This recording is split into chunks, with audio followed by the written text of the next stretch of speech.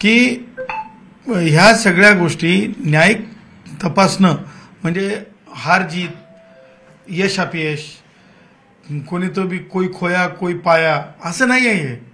हे फक्त संविधानिक भूमिका तपासण्यासाठी आपण माननीय उच्च आणि सर्वोच्च न्यायालयाकडे जातो. बरोबर, म्हणजे की संवैधानिक भूमिका सगळ्यात महत्वाची. मग राज्याचे महाधिवक्ता डॉक्टर बिरेंद्र सराफ हे अत्यंत आग्रहाने मांडणी करतात की जे आरक्षण राज्य सरकारने 10% दिलेलं आहे ते घटनेला आणि संविधानाची पायमल्ली न करता त्याला अनुसरून दिलंय. मग जर का राज्य सरकार म्हणजे की लोकांनी निवडून दिलेलं सरकार सांगतंय की येस घटनेला आधारित आहे, महाधिवक्ता सांगतात कायद्याच्या आधारावर, तुम्हालाच कशाला सारखा सारखा विरोध करायची पडली असते? मला काही कळत नाही.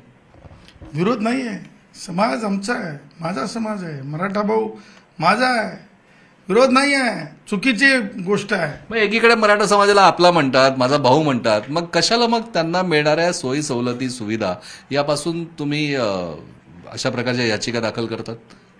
विषय सोयी सवलती सुविधांचा नाही आहे. सोयी सवलती सुविधा माननीय मुख्यमंत्री एकनाथरावजी शिंदे, माननीय उपमुख्यमंत्री देवेंद्रजी फडणवीस यांच्या सरकारने ऑलरेडी सोयी सवलती आणि सुविधा दिलेल्या आहेत. मुद्दा आहे आरक्षणाचा, आणि आरक्षणाच्या मुद्द्याला जे आहे फार फ्लंग, दूरपरास्त, मुख्य प्रवाहापासून दूर असं आरक्षणाच्या बाबतीमधलं तत्व आहे. त्यासोबत 50% मर्यादा त्या परिस्थितीत नेता येते, म्हणजे ओलांडली जाऊ शकते. खुला जो गुणवंत आहे, ज्याच्या ज्या जागा भारतरत्न डॉक्टर बाबासाहेब आंबेडकरांच्या वाणीतून, विचारातून, तत्वातून खुल्या वर्गासाठी ठेवायच्या आहेत. पण अशी सुद्धा घटनादुरुस्ती झाली आहे ना की एखादा समाज जर का सामाजिक आणि आर्थिकदृष्ट्या मागास असेल तर त्या राज्य सरकारला ते विशेष अधिकार असतात की त्या आधारावर ते त्यांना आरक्षण देऊ शकतात.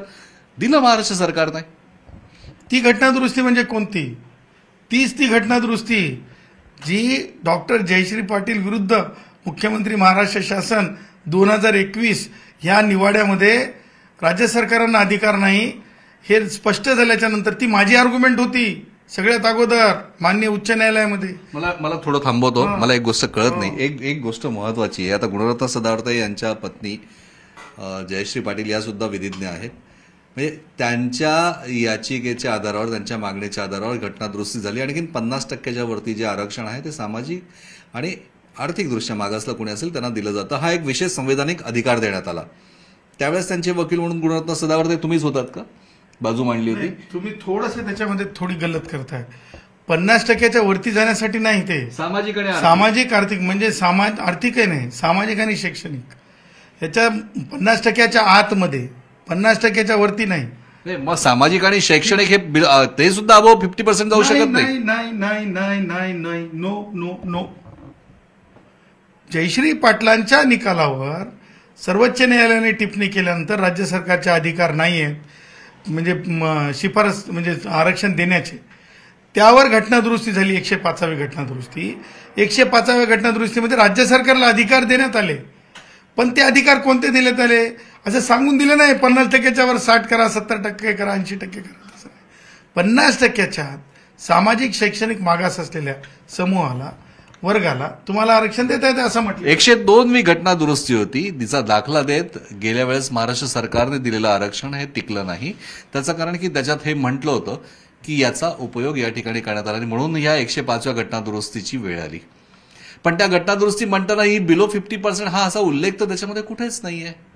बिलो 50% हा उल्लेख जो आहे, ज्यावेळेस आपण एखाद्या तत्वासोबत चर्चा करत असतो, इंटरप्रिटेशन करत असतो, त्यावेळेस त्या गोष्टी पार्लमेंटरी डिबेट सोबत वाचल्या जातात.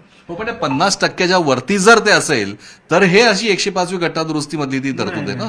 नाही. 50%च्या वरतीसाठी कोणती घटना दुरुस्ती नाही. 50%च्या आतल्या बाबतीमध्येच ह्या सगळ्या आरक्षणाच्या चर्चा आहेत. कारण माननीय सर्वोच्च न्यायालयाच्या एका नाही तर भारतरत्न डॉक्टर बाबासाहेब आंबेडकरांच्या हयातीमध्ये विचारला गेलेला प्रश्न आणि न्यायालयात पोहोचलेला प्रश्न होता. त्यावेळेस 50%च्या वर आरक्षण देणं हे रिव्हर्स डिस्क्रिमिनेशन आहे असं तत्व ठरलं. त्यानंतर पुढे जाऊन ती चर्चा जी आहे इंदिरा साहनीच्या केसमध्ये आली. बरोबर आहे. पण आता हा बराच टेक्निकल मुद्दा होतो आणि या सगळ्या विषयाचं स्खलन जे आहे तर त्या सुनावणी दरम्यान होणारच आहे. पण मूळ सगळ्यात महत्वाचं आहे की खरं तर आता मराठ्यांना आरक्षण हा अत्यंत ज्वलंत विषय समोर आला. महाराष्ट्रामध्ये मराठा समाज जो आहे तो बऱ्याच ठिकाणी अजूनही मोठं आर्थिक विघटन, शैक्षणिक मागासलेपण या सगळ्या ठिकाणी आहेच, ते कोणी नाकारू शकत नाहीये. त्यांना दिलासा मिळण्यासाठी एकीकडे जर आपण त्यांना भाऊ म्हणतो तर तुम्ही मैदानात त्यांच्या बाजूने का नाही उभे राहत, त्यांच्या विरोधातच का आरक्षण या मुद्द्यावरनं? हे मैदान खेळासाठी असते, संविधानिक भूमिकांसाठी नसते. फौज हे त्या पाकिस्तान्यांना उत्तर देण्यासाठी असते. इथे संविधानिक भूमिका असतात, चर्चा, चर्वण, विषय, अभ्यास, संविधानिक अर्थ, इंटरप्रिटेशन याच्यावर असते. त्याच्यामुळे माझ्या दृष्टीनं माझे मराठा भाऊ माझा श्वास आहेत. आणि तुम्हाला एकच सांगतो मी की आमच्या हिंदूंमध्ये कधी मराठा समाजाबाबतीमध्ये कधी तिरस्कार नाही आहे. मग ते आमचे ब्राह्मण भाऊ असतील, वैश्य असतील किंवा मारवाडी असतील, गुजराती असतील, कोणी असतील. मुद्दा असा आहे की राष्ट्रवादी काँग्रेसचे वयोवृद्ध पुढारी शरद पवार यांच्यासारखी जी माणसं असतात ती ऑफ सीझन पॉलिटिक्स, राजकारण, निवडणूक, लोकसभेच्या निवडणुका, विधानसभेच्या निवडणूक